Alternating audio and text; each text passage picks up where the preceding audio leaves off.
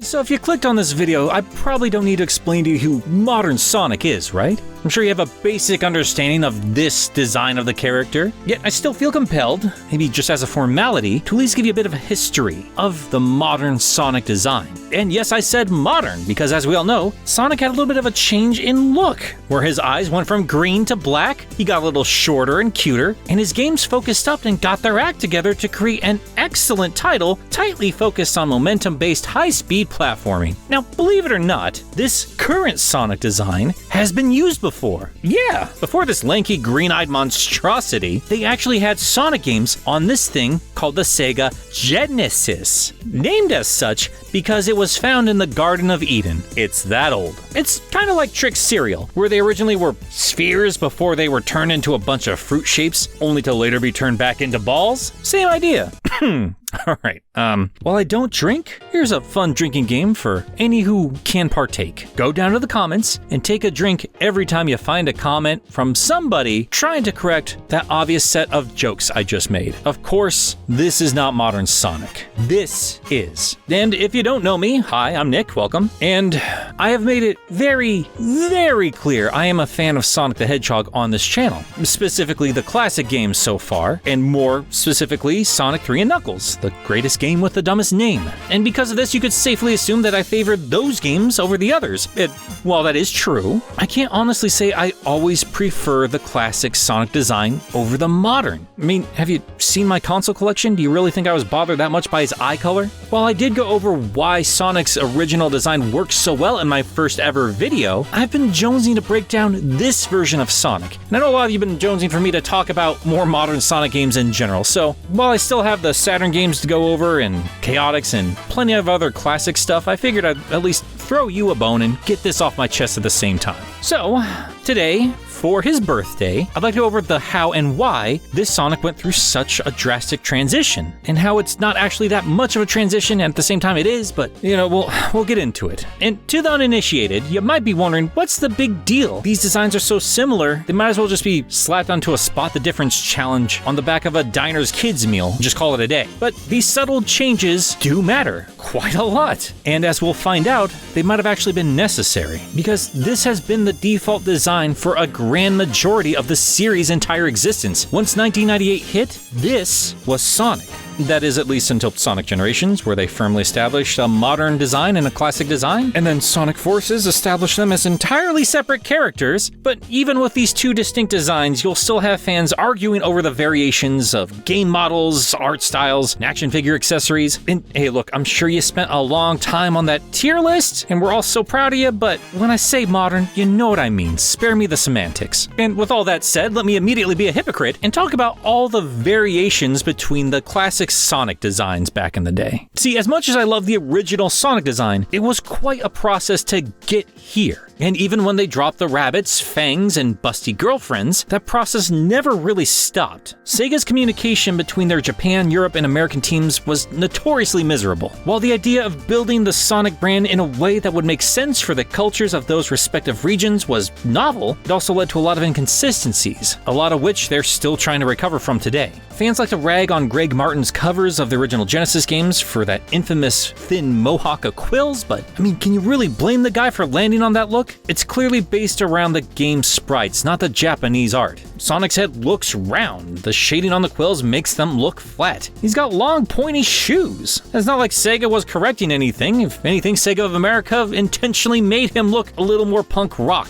It's just what it is. But that said, that still didn't stop the full-bodied quills of the Japanese design making their way over here in America. Seriously, both of these designs were everywhere. And that's not even mentioning the continuities of the separate cartoons and comics, which hardly resembled anything in the games. Not that it really mattered that much to us kids in the 90s. I mean, the Green Ranger had his dragon shield when the film was all grainy and the action was a lot more fun, but then it would turn into this horrible puffy vest anytime he was in the command center. Ninja Turtles were pizza-loving party dudes, but also violently murdering robots in uniform red bandanas on the NES cover of their game. Then that turns out that was because there was this whole violent parody comic book way way before anything else from the franchise. My point is, kids of the day were plenty aware of multiple continuities and inconsistent art styles. Still, I personally found it frustrating that all of this extra media never properly reflected the games. I mean, we barely got any kind of Sonic toys, and even those couldn't stay consistent with his quills. But that all would change when Sega would finally release... Nope, not there quite yet. I can't give you the perspective of anybody other than myself, a little kid growing up in the Midwest who really didn't talk to other kids about his favorite game series. But thankfully, my uncle was only a few years older than me, and so he's basically my big brother, and he paid attention to games media. And in turn, I could pay attention to games media, and I could pay attention to the variations from Sonic game to Sonic game. I really wasn't that aware of different developers outside of the Nintendo and Sega branding, but you better believe when the Saturn hit, I certainly got to know the differences between Sonic Team and Traveler's Tales. It was around the point of the Saturn I had noticed something that had changed without anybody really bringing attention to it. Sonic's mohawk was gone. Like across the board, it was just gone. Even though the early 3D bonus stages of Sonic 2 showed us what his quills should look like from behind, we were still getting those ugly McDonald's toys with those flat quills for Sonic 3. But by the end of '94, they had all but disappeared in all the media. Outside of that thing.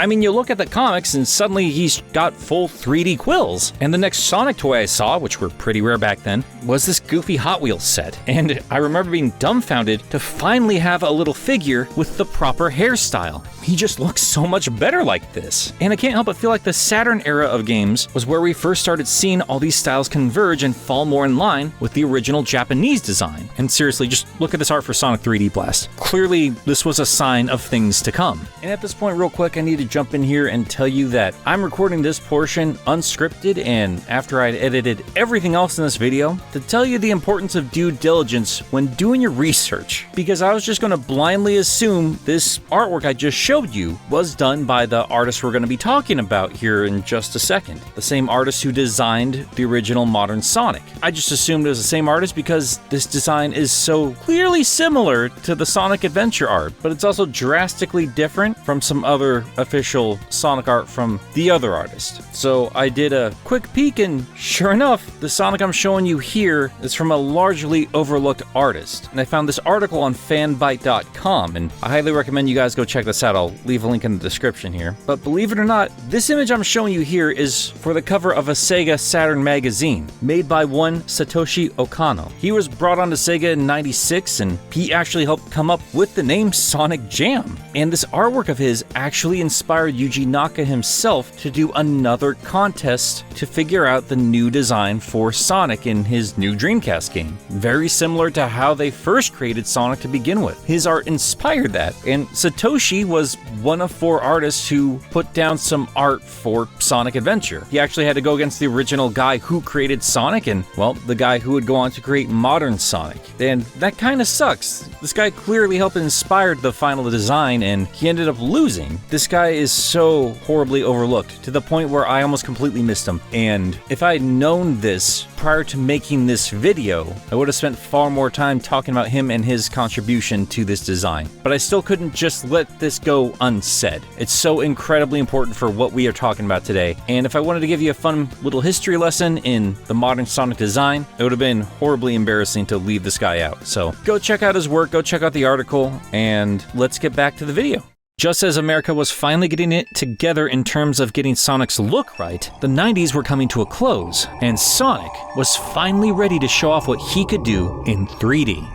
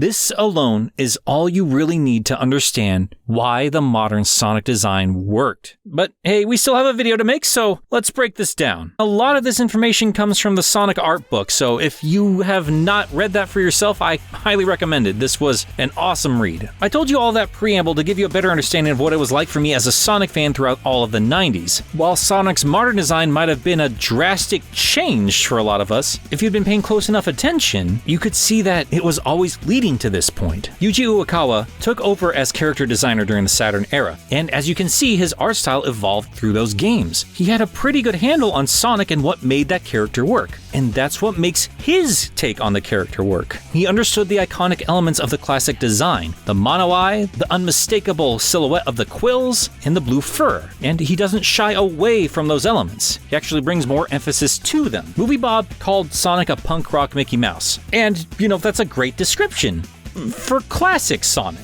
Yuji put less emphasis on the Mickey Mouse portion and more on the punk rock. Even though Disney and Looney Tunes and classic cartoons were heavy inspirations for the updated design, as well as Akira Toriyama among others, but what I'm trying to say is they made him look less cute and more like a badass. So as subtle as it may be, they did darken his fur, and they actually also altered the skin tone as well to match the new blue. This darker blue is one of the many subtle hints that Sonic has grown. And yes, now his eyes are that infamous green. And part of my artist brain doesn't feel like it works completely well compared to old black because it clashes with the rest of the color scheme, but that was kind of the point. Yuji intentionally made Sonic's eyes green to contrast from the rest of the design, and also as a nod to the many Green Hill zones Sonic loves to zip around in. And just giving the dude irises gives him this energy, this intensity that wasn't there before. He's not fully aggressive, but he's not cute either. And there's a larger emphasis on his quills, and these were made longer because all of Sonic was made longer. It was made to help balance out the entire design. Because yeah, Sonic's actual limbs are lankier. Dude seems taller, or at least his proportions have shifted a bit. His tummy's much slimmer than before, and his arms, well, now he looks like he could give Luffy a run for his money. Classic Sonic had speed and pinball baked into the design and mechanics. Modern Sonic doesn't look like scrunching into a ball it would be his first move. He could still do it, but now when I look at this design, I feel like it's more like, how Samus can turn into a morph ball, and you don't really question where the limbs go, you just accept that this happens? Then, that's fine, because the trade-off is that Sonic looks more like a proper runner now. The long flowing limbs of Uekawa's early work really reflected a lot of graffiti art style that was really prominent in those days. And it works for Sonic because even in still images, he always looks like he is moving. And that's because Yuji is a damn good artist. So this is cartooning and illustration 101 here. Something extremely important in Western comics. I haven't done a lot of research on manga, but I'm assuming it's the same idea. And that's eye flow, or page flow, or just flow. A good artist will have you jump from panel to panel in a comic book without ever needing to explain to you what panel you need to go to. And they'll do that in subtle little hints in the design in these panels. And that's what's going on in these early designs of Adventure Sonic, or Modern Sonic, whatever you want to call them. Even in these promotional images, your eyes are flowing through this design. And I think that's why this modern version is so brilliant. They didn't take away from anything that made classic Sonic so iconic. They emphasized everything that made that design work, and then added a flow to it, a rhythm through the whole design. And while many will still find these a bit too stylized, and even Uekawa's more recent Sonic line work is wildly different from what it was in the late 90s, this was still a very strong first impression right out of the gate for this updated design. Sonic just looks faster than ever before, even when he's not moving a muscle. And this lankier Sonic helps convey an older Sonic. And while Sega has kept his age the same, this was also intentional. He has grown and matured. Even his rebellious, carefree attitude has evolved from that Bart Simpson 90s bratitude. All of these changes make the Hedgehog feel more competent than ever before. This was no longer a Sonic of the 90s, this was a Sonic for the new millennium. But as the art director of Adventure said, these changes were necessary. First and most obviously, Sonic had been basically MIA through the entirety of the lifetime of the Sega Saturn. Sega was desperate, and the Dreamcast needed to drop in a big, bad way, and they needed their star Blue Boy to lead the charge. But they couldn't just use what they had been using for so long. Yeah, a lot of us older fans are nostalgic for the classic days now, but if Sonic Mania had dropped in 1998, nobody would have been happy about it. Sonic wasn't that old back then, and Mario had dropped a revolutionary 3D game 2 whole years prior to this. We were anxious to see what Sonic was going to do. He had skipped an entire Sega game system. If they were going to make us wait, it had better been worth it. And coming back with the same old thing was not going to cut it. And Sega knew that. As subtle as these differences are in modern Sonic's design, they still put a huge emphasis on them. I mean, look at this promotional poster from Sonic Adventure. It's nothing but that more aggressive smirk and those sharp green eyes. You knew who those eyes belonged to, but you knew something was different. He had to be more intense and in your face than ever before. And his new look would also tie in with the new vibe of Sonic Adventure, the more realistic world setting, the music that had a heavier focus on rock, and the game's new focus on a narrative-driven plot. And that has more to do with Sonic Adventure itself, so we'll get into the actual story of that game another time, but what I want to talk about here is just the general shift in terms of Sonic's storytelling at this point. As I had already mentioned, Sega just kind of let the different regions go nuts with their own canons, but the arrival of this new Sonic finally brought a voice to the game's proper, and this new design would not make sense with Urkel's voice. Ryan Drummond's vocals helped age up the hedgehog along with the color and lengthier legs, and he would help set the standard for voice actors going forward. Of course, over in Japan, Junichi has been rocking the same role since '98, so good on you, man. And I don't mean to short shame here at all, but this leaner, more limber Sonic, despite the corny nature of the adventure stories, is just a bit easier to take a little more seriously with these changes. He looks more like an action hero than ever before. He doesn't look like a kid anymore. And look, yes, I know that here in America we got Sonic SatAM, but that Sonic still felt like a child. That version of Sonic was in a world where Robotnik ruled. As confident and cocky as he was, he still spent a lot of time hiding in a bunker or on eco-terrorism stealth missions. You put modern Sonic in this world though, and he'll have Robotropolis cleared out faster than you can say, "I'll take my eggs over easy." Sonic may have a bit too much power in his world. I keep talking about that in terms of Sonic Forces, but he really does feel like a character that can keep an overwhelming power like Eggman at bay. This dude has space stations and egg fleets, can summon ancient gods, and does a lot of crazy crap all the time, and this Sonic feels like he can keep up with all of those challenges. Again, I'm not saying you can't tell a solid story with a classic design. I mean, for crying out loud, I couldn't shut up about Sonic 3's narrative in that gargantuan video I made, but for a speedy character, shorter limbs don't make the greatest sense when you're trying to do dynamic poses, and classic Sonic just looks like a kid. And if you'd been growing up in the 90s and absorbing all of the extra media, lanky Sonic wasn't exactly a new thing. If you'd experienced the OVA or just looked at the cover of the Archie books, artists were already giving length to his arms and leggies well before Sonic Adventure arrived. All that really did was make his eyes look a little more intense and grow out his quills. And I mean, looking back on these old covers now, that makes a lot of sense. It just balances the whole design a little bit better. He looks super weird with long legs and short quills. But speaking of those random continuities, that was something else this updated Hedgehog managed to wrangle in. Now that Sonic of the video games finally had a voice and a huge emphasis on story, it wasn't as easy for the comics to interpret the games as loosely as they had done up to that point. Both Archie and STC in Europe had to work their narratives around adventure and Sonic's new look. Archie kind of just lost their minds for an entire issue. Again, we'd kind of seen lankier Sonic plenty up to that point, but they were moving into the adventure era and they still had to explain why Sonic looked different at all. And in this case, apparently a Super Emerald just makes him taller and gives him green eyes, and also it explicitly points out that buckles are now on Sonic's shoes, because I guess Emeralds have a fashion sense. I don't know. For me, and I'm sure a lot of other fans, we love the idea that Sonic's change in design was brought upon both by age and by exposure to chaos energy or some other nonsense like that. Not really sure I needed the same emphasis on his shoes though. I mean, the dude's grown taller, just he needed new shoes. He outgrew the other ones. In Sonic the comic, I mean, they changed his eye color, but they kept his stocky classic design, so I don't know, it just kind of looks weird. But all of this said, it still leaves out the biggest reason to change Sonic's look, because it wasn't just for promotional material. It wasn't just for a narrative. It was because they had to. There were gameplay challenges when bringing 2D Sonic to 3D. As you might have heard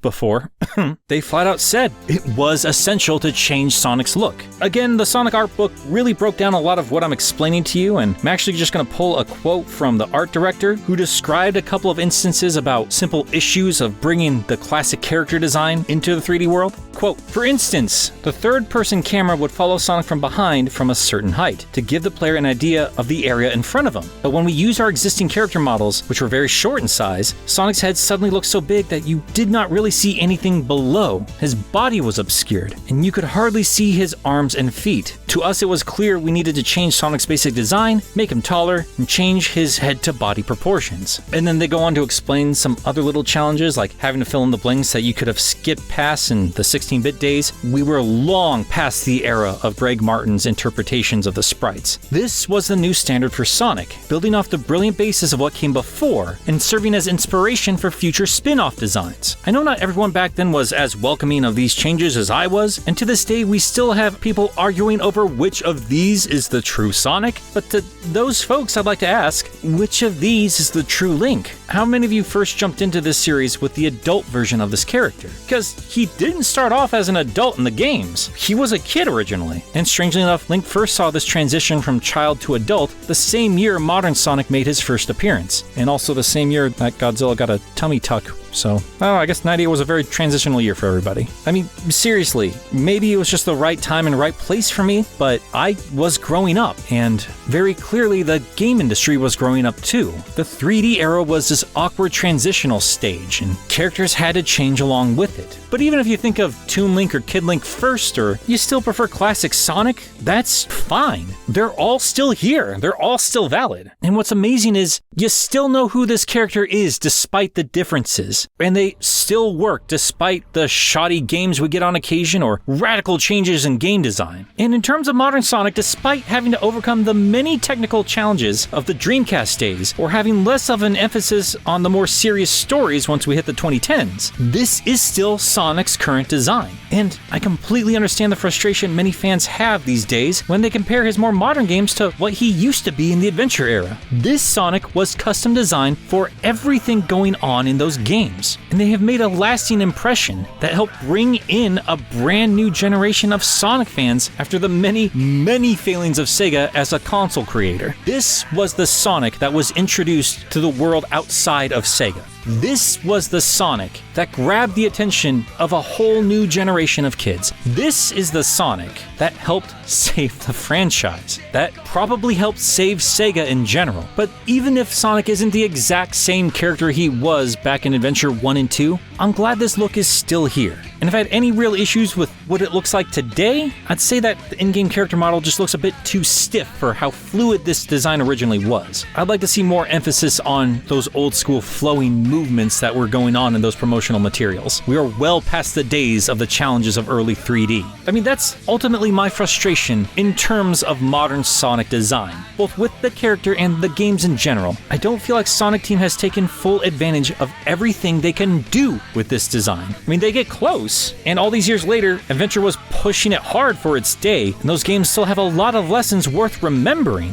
Boost is fun, but is almost ashamed to be a 3D game, and still gets distracted with other forms of gameplay. And Lost World had some excellent ideas with that parkour, but it really needed a sequel to really bring out all that gameplay can do. I'm not saying we haven't had a lot of good 3D Sonic, we have. I'm just of the opinion that we can still do better. We still haven't hit the pinnacle of what this franchise can be in the third dimension. And that's what I see when I look at modern Sonic. I see a lot of potential, and I see the drive to keep moving forward. Because like I said, this feels like the natural growth of the classic Sonic design. Sonic has always been about moving forward, and we were bound to get to this point. And while I will be harsh on a lot of these 3D games coming up, it's out of love. I understand where Sonic fans get frustrated when they see Sega backing away from crazier ideas instead of doubling down and improving upon them. This design tells me that Sonic can evolve past the 90s, that he is dynamic enough to work in multiple ways, that he works in sillier stories and also more serious ones as well. And yes, you can get too extreme in both of those categories, but I think all of us know as Sonic fans, there's a middle ground in there between the 06 drama, between the silliness uniqueness of Sonic Colors, between the more open-ended design of Adventure and the more streamlined Boost games, between your Green Hills and your City Escapes, between your Princess Sally's and Princess Elise's. There are a lot of good ideas here. This fan base is so prominent, so prevalent, so voracious, so critical and yet so forgiving, so weird yet so talented, because there is a lot here in this franchise. There is a lot here to unearth.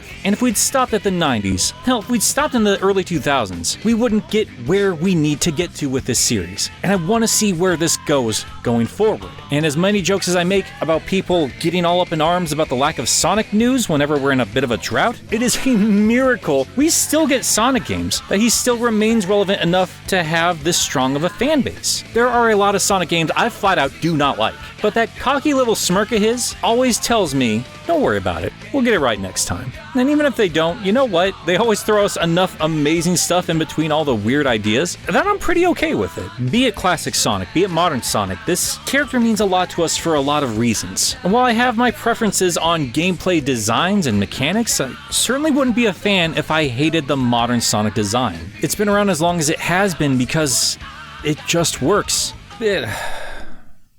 Look, it just boils down to this. Modern Sonic matters because Sonic still matters. And that's all there really is to it. Toot toot, Sonic the Hedgehog. And happy birthday.